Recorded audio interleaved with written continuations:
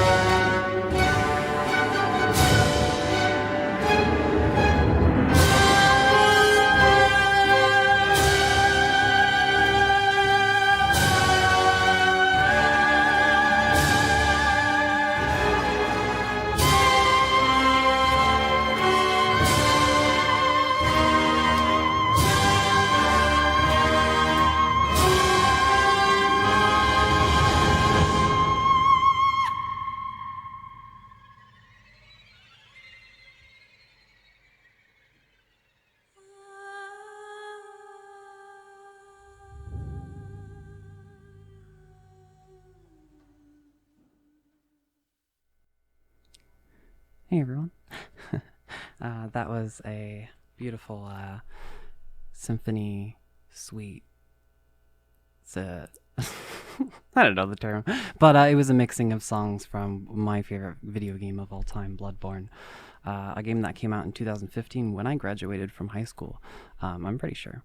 But I didn't play it until like 2018. But it pretty immediately became my favorite video game of all time. I originally played it on my roommate's PS4 before I actually owned a PS4.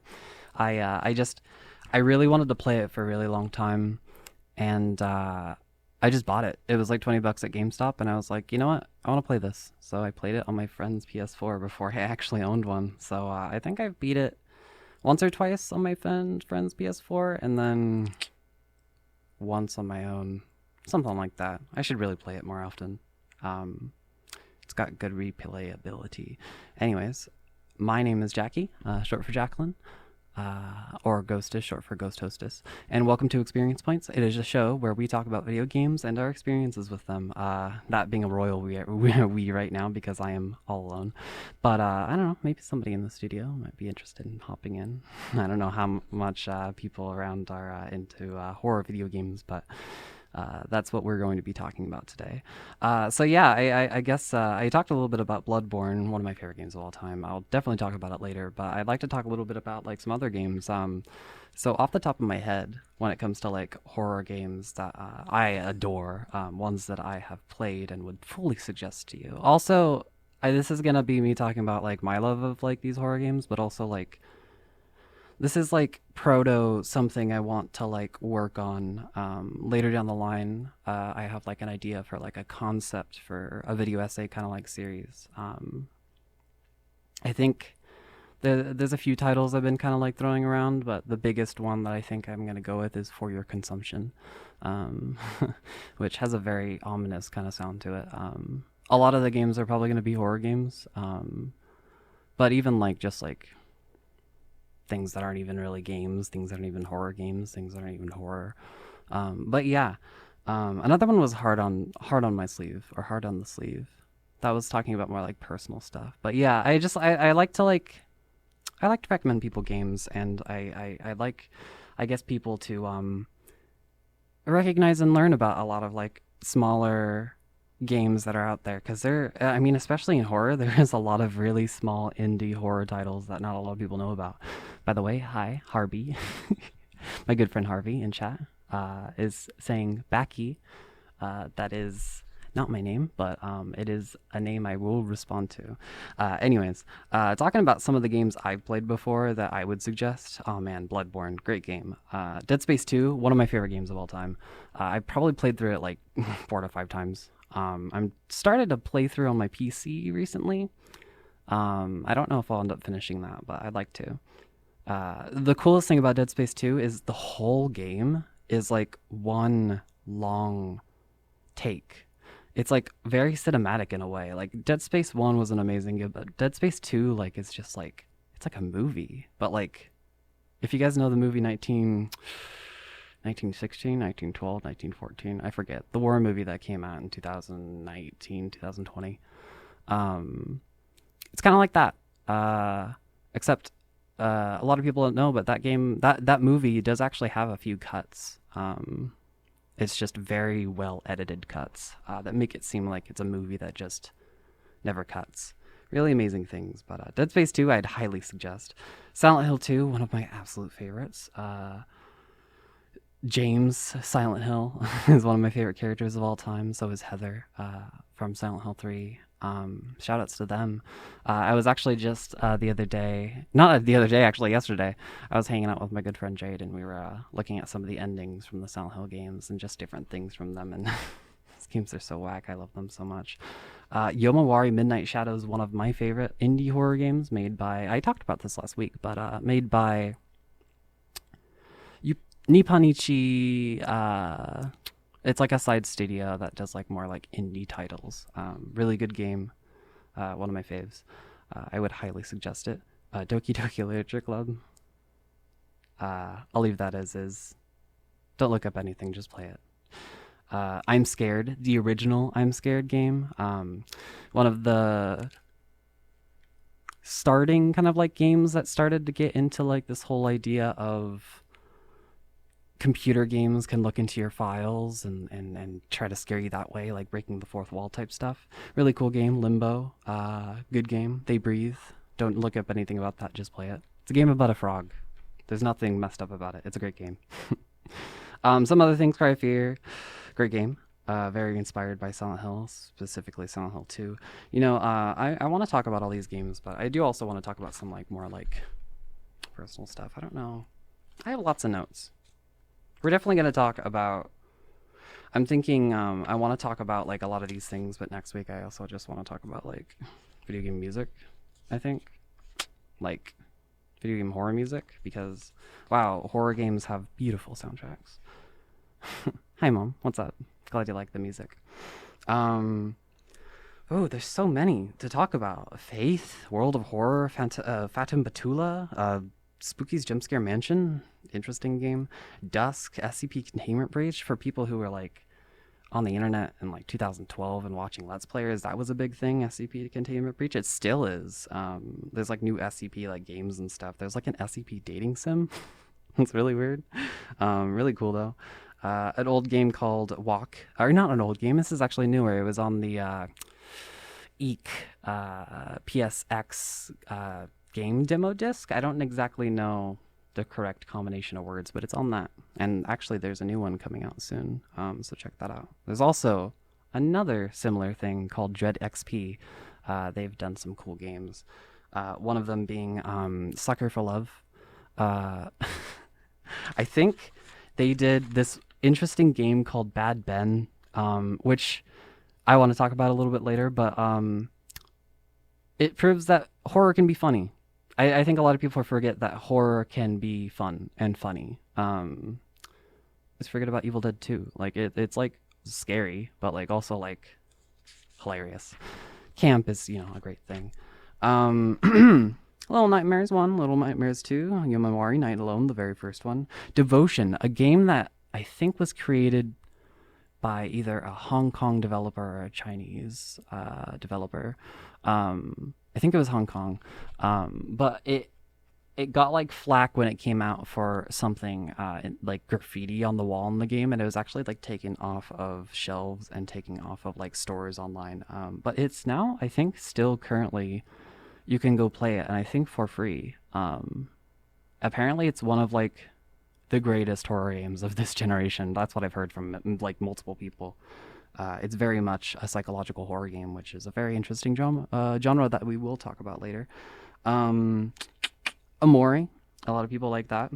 I've been interested in it for a long time. Since like high school. What is that, like? Since like early high school, probably like 2013 or something. Quartz Party games, pretty great games from what I've heard. I think it's a mixed bag though. Ioni, Oni. AO space ONI.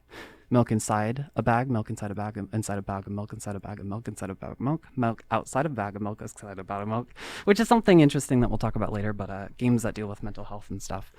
Oh my god, there's so many games. Darkwood, a game that I only played for about like a few hours, like the intro, but like a game I don't know if I'd ever be able to return to because it's so terrifying. It's such a great game though. Very like unassuming, but like really kind of like a sleeper hit. Detention is a good game I have had on my Steam list for a long time and I haven't played yet.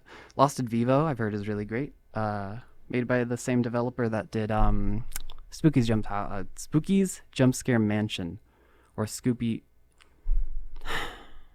It used to have an old name, and something happened. There was like a legal thing, and I think they changed it to Spooky's Jump Scare Mansion. It used to be Spooky's House of Jump Scares, and they changed it because some silly thing. But yeah, there's also like some stuff that like I think I'll talk about in 2 weeks. But talking about like games that are like not really like horror, but like are kind of really scary. Like Half-Life 1 is a really good example. Like I think a lot of people could argue it's not really like a horror game, but it really much like it does kind of have like those like kind of elements of horror. Like there's a lot of parts that are scary, especially Half-Life 2, which I haven't played the entirety of, but Ravenholm is really well known for being like one of the scarier, like kind of like this is not a horror game, but it feels like it, at least in this part. I think I'll definitely talk about a lot of stuff like that. Like I have some music on this playlist right now for that. But yeah, anyways, I'm gonna play some more music. We're gonna listen to some soundtracks from I think I'll play some Cry of Fear, because I love Cry of Fear. So we're going to do that. Starting with a song called Dark City. Stay tuned. We'll be back in a while. Don't go anywhere.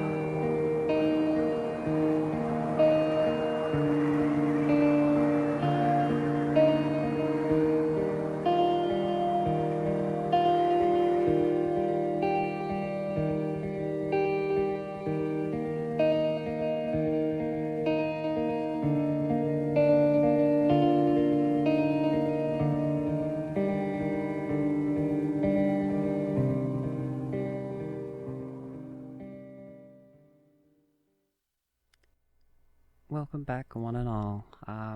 You're listening to Experience Points. My name is Jackie, short for Jacqueline, or Ghost Disco, short for Ghost Hostess. Tumbling over my own words. Um, Man, horror, am I right? I love horror.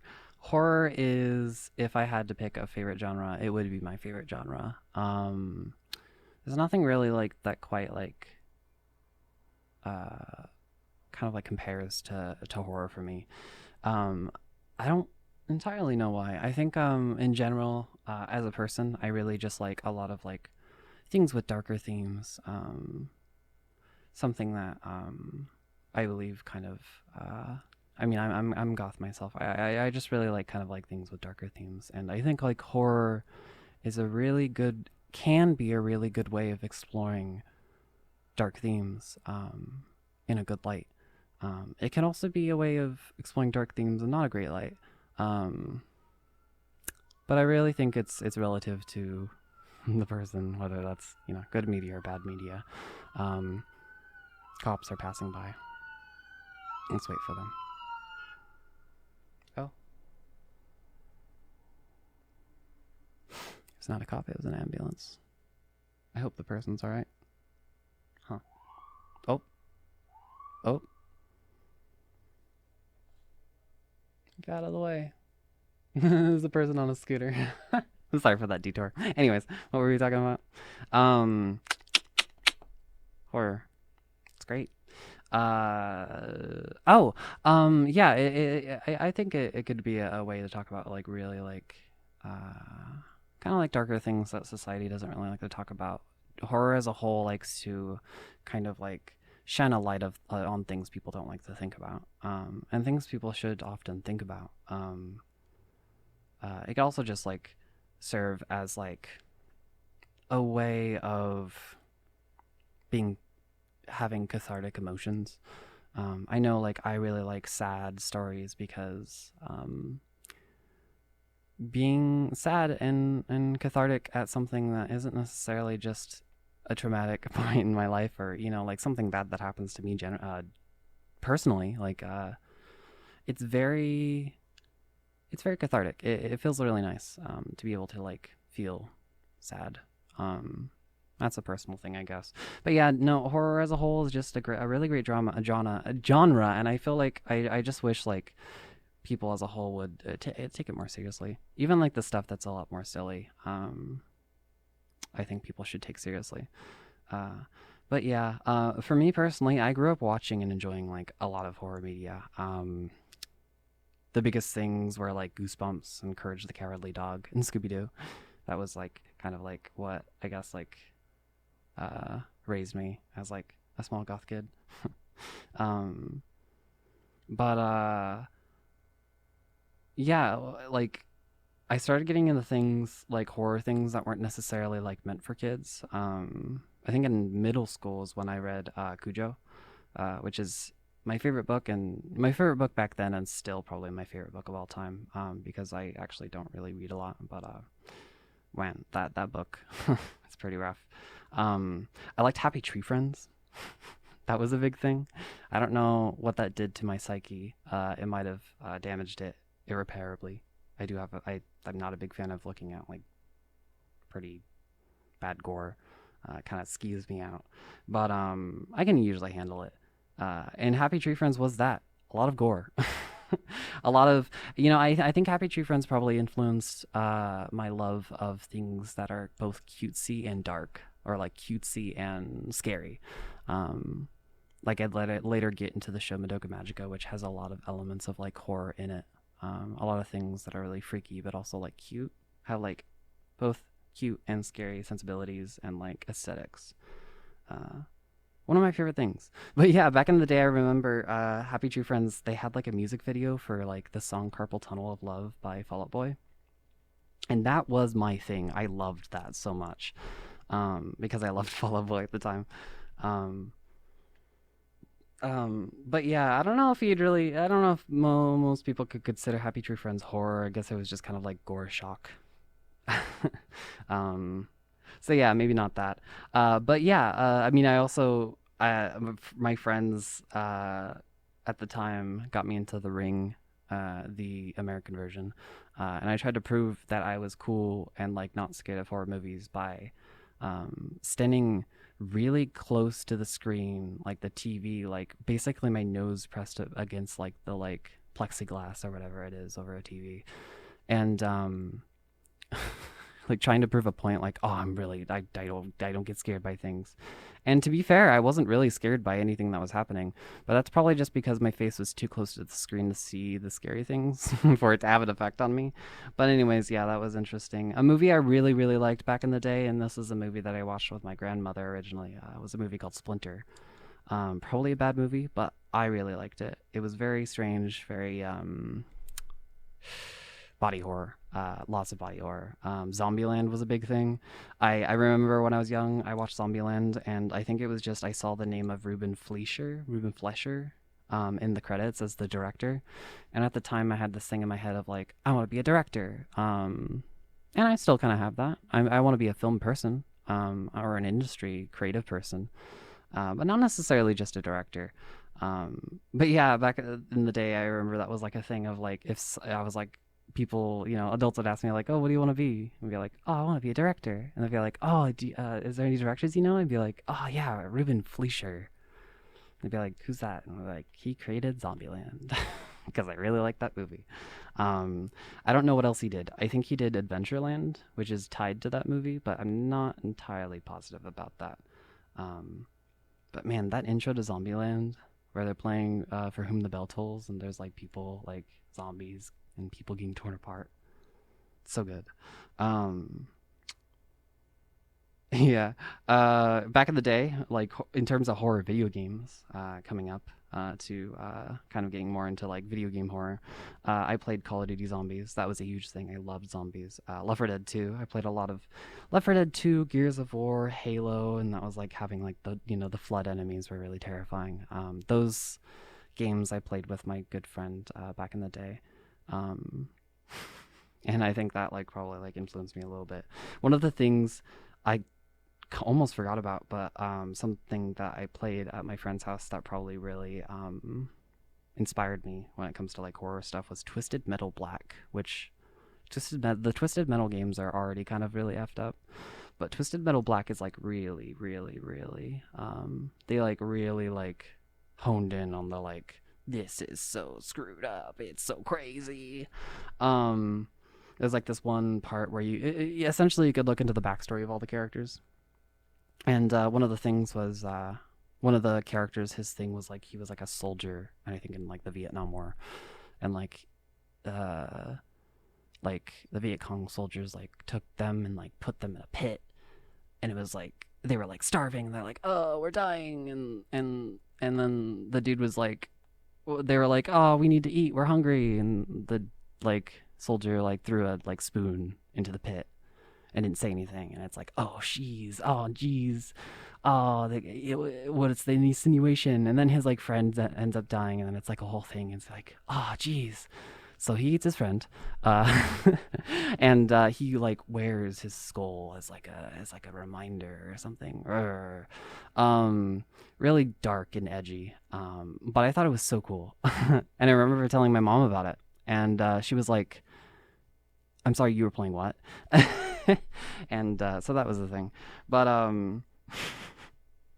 shout out to Augie. Thank you for letting me play some of your cool games. Um, but yeah, after that, I started getting into like uh, video games that were like when I started really getting into video games, I started playing like other like horror games that would really like influence me as like an artist and as a person. Like The Last of Us, Dead Space 2, and Undead Nightmare, which was like the DLC for Red Dead Redemption. Great stuff. Last of Us and Dead Space 2 are probably like still some of my favorite games of all time. I still have not played Last of Us 2. I'm sorry, Last of Us Chapter 2. Um, but I will someday. We'll see. Anyways, something I'll talk about later, but I was gonna talk about like Let's Players and stuff. I talked about that last time a little bit, but I was gonna like suggest a bunch, and whatnot. But what I did really want to like talk about a little bit was kind of like Harvey, is this really also hi mom. Uh Harvey. I don't know if my mom's still here, but my good friend Harvey says hi to you. And DBD when I get home. We'll see. I'm not entirely sure. I'm a little bit busy right now, though. I'll let you know. We'll see. Oh yeah, there was an update today. David from DBD, the token English white dude, who's probably cis, is he's gay. So that's pretty cool. It's pretty neat. They did put like a new flag in that like has like the trans and like BIPOC like stripes on it, which is pretty cool. Uh, yes, that was definitely John's game. It had to be. It had to be John's game. I can imagine. I mean, I don't know. It could have just been Augie's, but I mean, you know the whole story. Anyways, yeah. So speaking of my mom, who's in the chat right now, hey mom. I grew up like loving horror. And I think that might have been just been because we have like a line of women on my mom's side of the family who just really like horror. My grandmother, um, she loves horror movies, and like that's like a big thing. She'll watch a lot. The other thing is like she watches a lot of like crime, police drama type stuff, but um, I'm not as interested in that. Just me and her like usually bond over like horror movies and movies in general. But she used to do this thing. She used to I could say this over the radio. Who cares? Like copy movies onto essentially like discs and stuff. I think maybe VHS tapes at some point. Um, but I had like quite a few movies that were just like that. And one of them I remember that I really, really liked, and I actually watched recently. And it was a really good movie called is it Small Soldiers or Toy Soldiers? I don't know, but really good movie. I really liked that when I was a kid. Kind of scary, especially definitely when you're a kid. Very scary.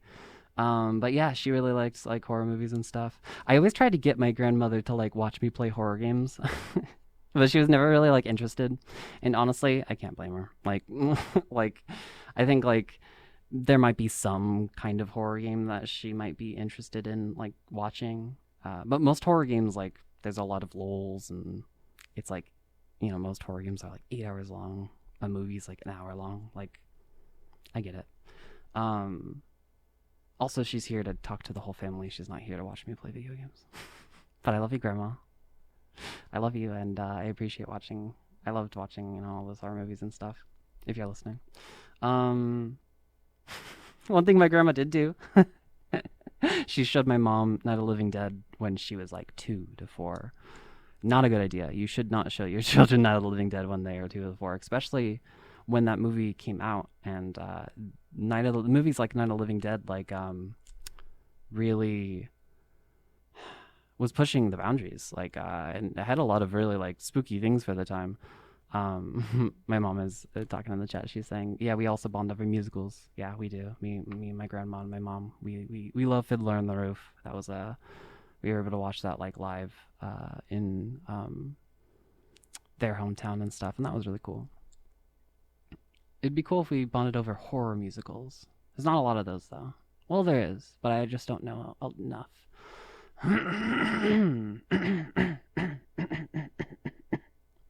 I wish I had water, but I do not. Anyways, yeah, because of that, my mom had a phobia of zombies for a long time. Not great. But she actually eventually got over it by watching like what's that show called? The Walking Dead. um And we actually, like, me and my like family, I think me and mostly my parents, I don't know if my sister ever like joined us, but we watched The Walking Dead together for a while. I eventually dropped out, but they still watch them, that and like Fear the Walking Dead and stuff.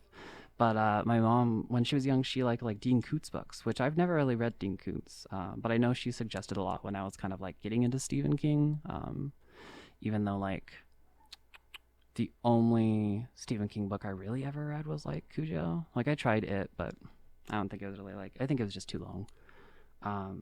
But yeah, now me and her and my mom, like my grandmother, like we bond over movies and stuff. Like I've shown her some like horror movies that she's been like kind of interested in.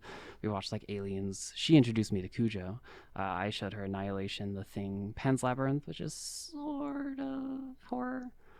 It is pretty scary. My dad has been there with us too. I think my not my grandfather, my dad's in particular. He really liked The Thing. Um, but yeah, anyways, that's a little bit of my life. I'm a horror freak. I love horror. I'm a big old stinking goth. Love all those cool things. But anyways, I am going to play a little bit of music for you, and then we'll come back and we'll talk a little bit more about some cool horror stuff. So stay tuned. Oh, actually, before I go, really quick, today is the 27th, correct? Today's actually the last day to put in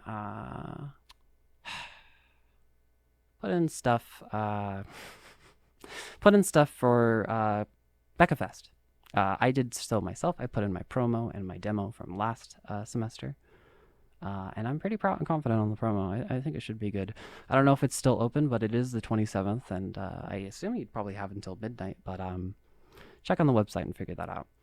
Hopefully it's open. But anyways, besides that, Becca Fest is on May 13th at 7 p.m. in Studio One in Marcus Hall. So it could be cool. Anyways, I'm gonna play some music, and we'll be back in a sec. Stay tuned.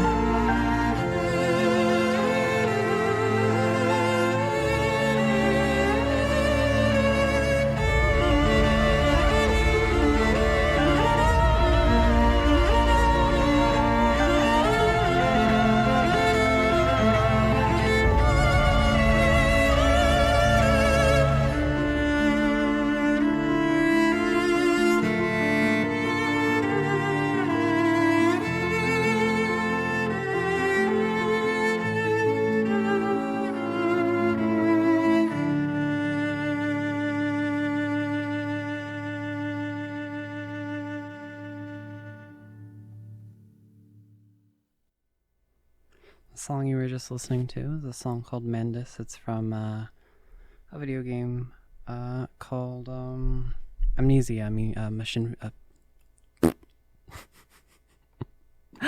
Amnesia, A Machine for Pigs. It's by an artist. Her name is Jessica Curry. Really amazing artist. Really amazing song. It's from a point in a game, the game, where it's very, very emotional. A point of I've literally only seen pretty much that part of the game, and like every time I like watch that part with the music and the monologue that's happening, I always cry. And the way I always see this is I rewatched it a few times, but there's this video essay person named Jacob Geller. He does a lot of really amazing video essays, and this actually like leads me into my last topic before we part ways for the day. But Jacob Geller, amazing video essayist. I just want to like talk about like I guess like if you're interested in horror games but you're not much of a horror game player yourself. There's a lot of reasons why somebody might not like play like horror video games by themselves or for themselves or with their own hands. There's always ways you can experience these games, just because you don't necessarily play them yourself doesn't really mean there's elitists that I think that like you have to play a game a certain way and you have to play the game and you have to like play it on the console that it was on or whatever. It's really dumb. I think people should just be allowed to enjoy games how they do, and that is actually how I like ended up figuring out about a lot of games and enjoying a lot of games. So I'm gonna go down a list and tell you about a few like ways you can watch these games if you're interested in experiencing them but not playing them. So the way I really got into like a lot of horror games was I watched I watched Markiplier back in the day. He's very popular now. He was pretty popular back then, but back when I think like 2013, 2012, when I was getting into him, he did almost exclusively horror games. He played like a lot of like Gmod horror maps and stuff, which was really neat. I really liked that a lot. Very like kind of like silly, like kind of like weirdly mashed together stuff. But yeah, like I would suggest watching a lot of his like older stuff, a lot of the like older indie games that he plays. Some notable ones like I'm Scared was one of my favorite games back in the day. He introduced me to that. Cry of Fear is one of my favorite games, and he introduced me to that as well. Ebe, he played like all the RPG Maker horror games, which are great. Off, I would check out all those. Like you can just go on like his YouTube and like look at like a playlist of like old horror games he's played, or look at some of the playlists of video games you're interested in stuff. Might be kind of hard to watch because it's very like old YouTuber, a lot of screaming and a lot of like hamming it up, but yeah, I would really, really suggest watching his three scary games videos. That's a way that I've learned about like a lot of like really like smaller, older or newer kind of like horror like games. Those are some of my favorite like videos of his that I watch. I don't really like watch him anymore, but I still do really watch those videos because it's neat to kind of like figure out about those like kind of games and stuff when I otherwise wouldn't really know. Somebody I don't really normally watch, but I do have on my subscribe list, and Manly Badass Hero. He is interesting. He plays pretty much exclusively horror games. I think there's a few exceptions. I don't really like watch him too much, but like just being subscribed to him and seeing the thumbnails and then seeing like the name of the titles of the game has like taught me about a lot of like games that have been coming out and stuff, and you can always like watch them in different places. The Librarian on YouTube is somebody I like to just watch sometimes. I subscribe to. They do a lot of videos on Gmod horror maps. Very fun, very cool, very interesting. They also have a playthrough of Cry of Fear, which I can't really I can't personally say I don't know like how great it is. I haven't seen all of it, but it is a way to watch somebody play Cry of Fear if you can't yourself, which sometimes is kind of necessary, but because Cry of Fear is an older game, the source golden source engine, so it's very hard to get running and to keep running.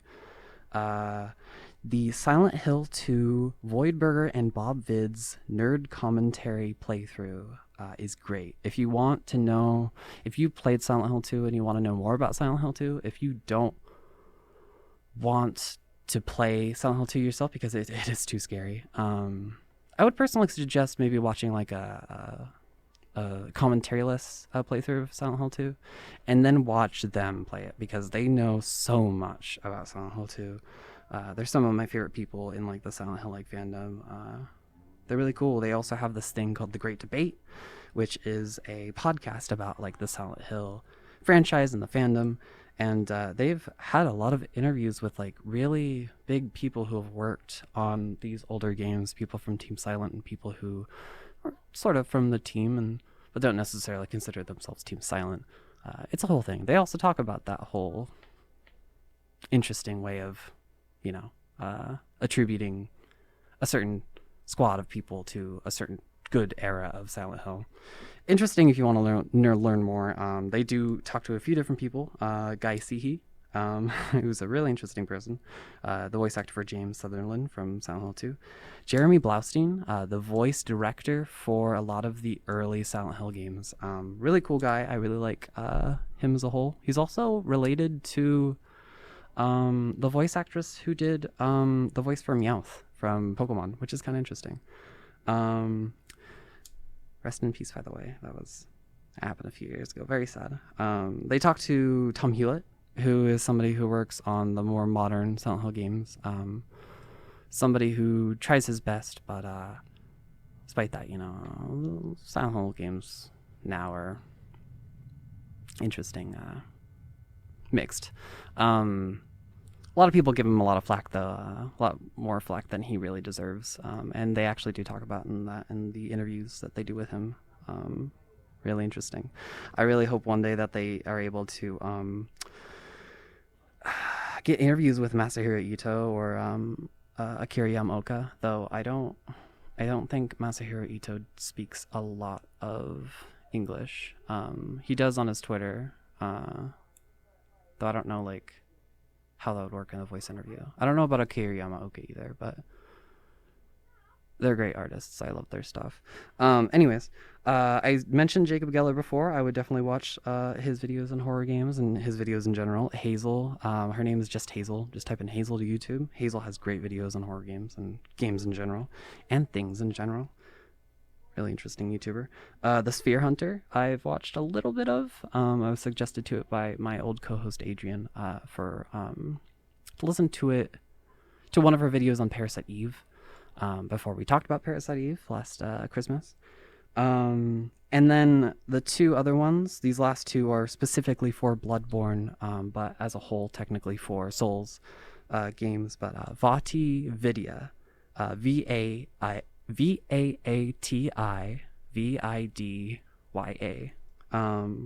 He does videos on Bloodborne and Dark Souls in general and goes over lore and just different things and speculation.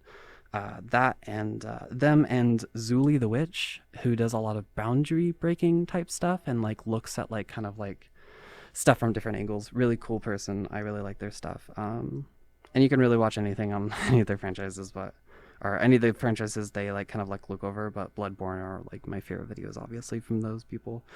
But yeah, that's about it. Thank you guys for listening. It was an interesting show. I didn't really talk about a specific game in general, but I love just talking about horror in general, horror games. It's one of my favorite things of all time. So yeah, anyways, thank you guys for joining. I appreciate it. My name is Jackie, short for Jacqueline, or Ghostess, short for Ghost Hostess, and you are listening, or were listening, to Experience Points. Embrace the chaos and have a good day, everyone. Goodbye. Goodbye. Goodbye.